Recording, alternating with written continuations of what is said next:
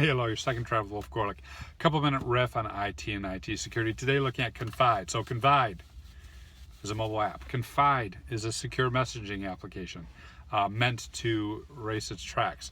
Confide is becoming even more popular than ever because of its use in the government, specifically in the White House. And Confide, last tip for you, has 1,000,001 vulnerabilities.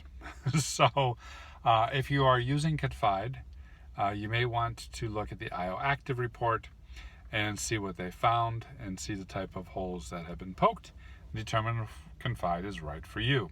However, today I don't want to necessarily look at the specifics. I want to look at the ways Confide was broken because it illustrates how we should approach any sort of encrypted system.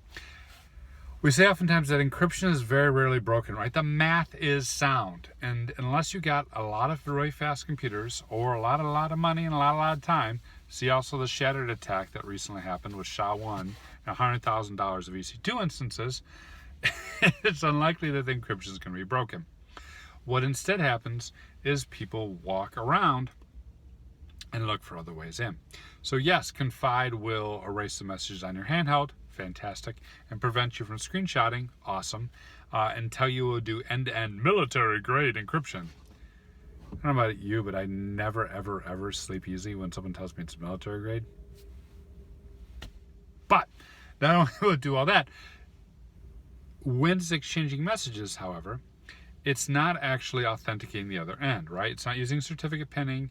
It's not using some sort of mechanism to authenticate who you're talking to. And what that means is it's very easy for a red teamer who these things are easy.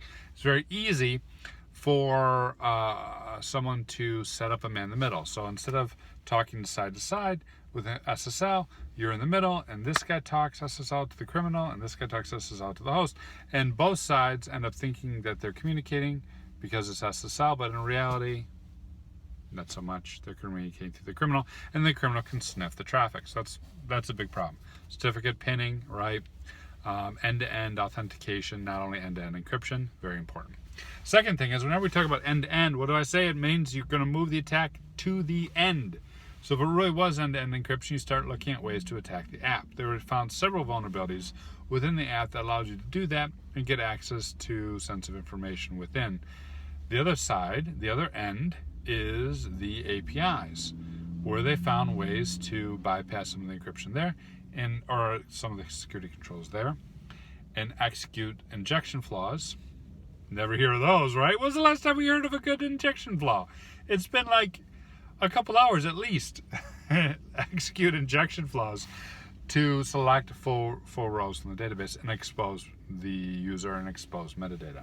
So you might not have been able to get the content of the communication, but you could definitely get the fact that there's certain people having communications and how many messages were sent back and forth and so on. So in sum, when you're building a secure system and you say end-to-end, one, do not say military-grade encryption because that does not impress anybody. Two, make sure the end-to-end is validating the end so you can't do man in the middle. Three, know that end-to-end encryption means they're going to go to either end and attack there. 4, scan your mobile applications and your APIs, your ends, very frequently for co-level vulnerabilities and fix those. And 5, please put a WAF or something in front of your API so you can catch injection flaws, because I'm so sick and tired of injection flaws. You can do this.